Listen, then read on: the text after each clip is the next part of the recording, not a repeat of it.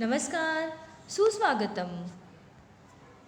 BA BSc second year 4th semester SL Hindi के अंतर्गत कल की तासिका में हमने पारिभाषिक शब्दावली से तात्पर्य एवं पारिभाषिक शब्दावली की सामान्य विशेषताओं पर चर्चा की है। सामान्य शब्दों की तुलना में पारिभाषिक शब्द किस प्रकार से विशेष है, इस बात का उल्लेख कल हमने किया था।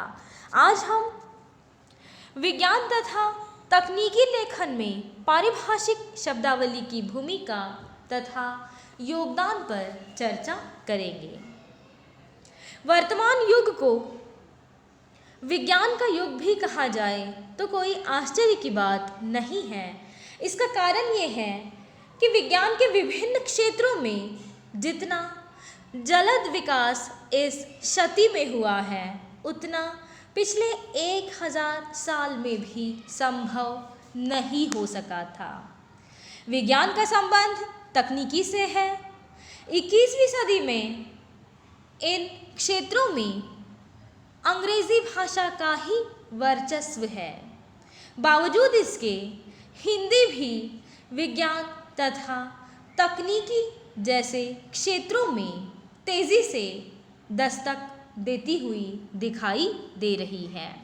इसका कारण यह है कि हिंदी वह लचीली भाषा है जिसने समय के साथ साथ आवश्यकताओं के अनुरूप अपने भीतर विभिन्न शब्दों का निर्माण किया है। शायद यही कारण है कि आज अंग्रेजी के साथ साथ हिंदी भी विज्ञान और तकनीकी की भाषा के रूप में उभर रही है। विज्ञान तथा टेक्नोलॉजी के क्षेत्र को देखा जाए तो दिखाई देगा कि यह क्षेत्र अति विशाल है, जिसके अंतर्गत भौतिकी, गणित, रसायन, प्राणी विज्ञान, वनस्पति विज्ञान जैसे अनेक विषयों का समावेश है। और इस विशाल क्षेत्र में हिंदी का एक विज्ञान तथा तकनीक की भाषा के रूप में प्रयुक्त किया जाना अपने आप में बहुमूल्य है। वैज्ञानिक तथा तकनीकी लेखन में पारिभाषिक शब्दावली की भूमिका को स्पष्ट करते हुए यह कहा जा सकता है कि वैज्ञानिक तथा तकनीकी शब्दावली आयोग द्वारा जिस शब्दावली का निर्माण किया गया, जिसे पारिभाषिक शब्दावली कहा जाता है, के कारण आज विज्ञान तथा तंत्रज्ञान के क्षेत्र में भी हिंदी का प्रयोग किया जा रहा है। वैज्ञानिक तथा तकनीकी शब्दावली आयोग हिंदी और हिंदी के साथ साथ अन्य भारतीय भाषाओं के वैज्ञानिक और तकनीकी शब्दों को परिभाषित करने, साथ ही नए शब्दों का विकास करता है। भारतीय स्वतंत्रता के पश्चात वैज्ञानिक तकनीकी शब्दावली के लिए शिक्षा मंत्रालय ने सन 1950 ईस्वी में एक बोर्ड की स्थापना की। सन 1952 में बोर्ड के तत्वावधान में शब्दावली निर्माण का कार्य प्रारंभ हुआ और धीरे धीरे हिंदी एक ऐसी भाषा बनती चली गई जिसका प्रयोग मानवीय जीवन से संबंधित विभिन्न क्षेत्रों में किया जाने लगा। अर्थात सामान्य रूप के साथ साथ हिंदी ने अपने प्रयोजन मूलक रूप को, जिसे हिंदी का विशिष्ट रूप भी कहा जा सकता है, को विकसित किया और इस विकसित रूप के साथ विभिन्न क्षेत्रों में हिंदी कार्यरत होने लगी। सन 1960 ईस्वी में केंद्रीय हिंदी निदेशालय और 1961 ईस्वी में वैज्ञानिक तथा तकनीकी शब्दावली आयोग की स्थापना हुई और इस आयोग की स्थापना के साथ साथ हिंदी सीमित परिधि से निकलकर विभिन्न विस्तृत क्षेत्रों में प्रयोग में लाई जाने लगी। इस प्रकार विभिन्न अवसरों पर तैयार शब्दावली को पारिभाषिक शब्द संग्रह शीर्षक से प्रकाशित किया गया, जिसका उद्देश्य था एक और वैज्ञानिक तथा तकनीकी शब्दावली आयोग के समन्वय कार्य के लिए आधार प्रदान करना, तो दूसरी ओर अंतरिम अवधि में लेखकों को नवीन संकल्पनाओं के लिए सर्वसम्मत पारिभाषिक शब्द प्रदान करना।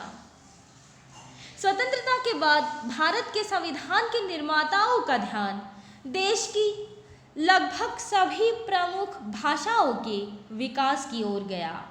संविधान में हिंदी को संघ की राजभाषा के रूप में भी मान्यता दी गई और केंद्र सरकार को यह दायित्व सौंपा गया कि वह हिंदी का विकास तथा प्रचार एवं प्रसार करे, उसे समृद्ध करे।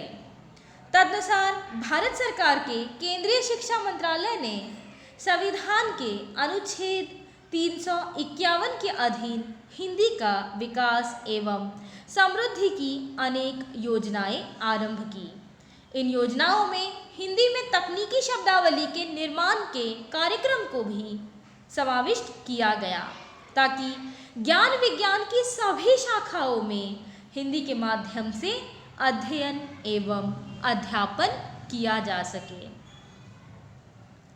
वैज्ञानिक तकनीकी शब्दावली आयोग ने विभिन्न पारिभाषिक शब्दावली का निर्माण किया, जिसके आधार पर लगभग सभी क्षेत्रों में हिंदी अपने विशिष्ट रूप में प्रयोग में लाई जा रही है।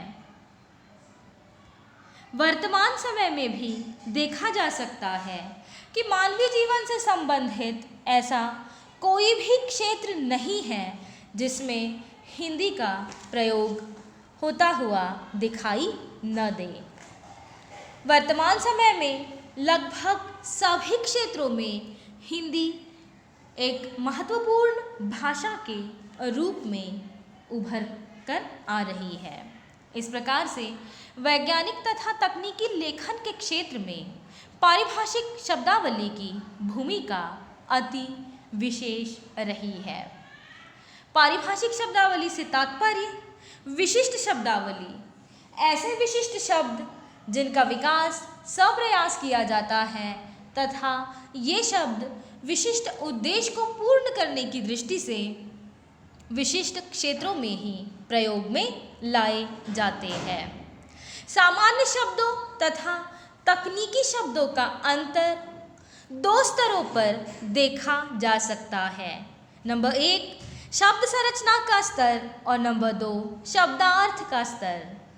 यहाँ शब्द संरचना से तात्पर्य है शब्द निर्माण की प्रक्रिया, जिस प्रक्रिया से सामान्य शब्दों का निर्माण होता है, उसी प्रक्रिया से तकनीकी शब्दों का निर्माण होने के कारण दोनों प्रकार के शब्दों में अंतर नहीं होता। भाषा में जो विधियाँ सामान्य शब्दों की रचना के लिए अपनाई जाती हैं, वे ही विधि तकनीकी शब्दों की रचना के लिए भी अपनाई जाती है। इस प्रकार से अर्थ तथा प्रयोग की दृष्टि से तकनीकी शब्दों के विशिष्ट लक्षण, जिन्हें गुणधर्म भी कहा जाता है, वे सामान्य शब्दों की तुलना में भिन्न होते हैं, जिसकी चर्चा हमने गत तासिका में की ही। इस प्रकार से वैज्ञानिक तथा तकनीकी लेखन में पारिभाषिक शब्दावली की भूमिका अति विशेष तथा महत्वपूर्ण रही है। कल की तासिका में हम वैज्ञानिक तकनीकी अनुवाद का स्वरूप इस विषय पर चर्चा करेंगे।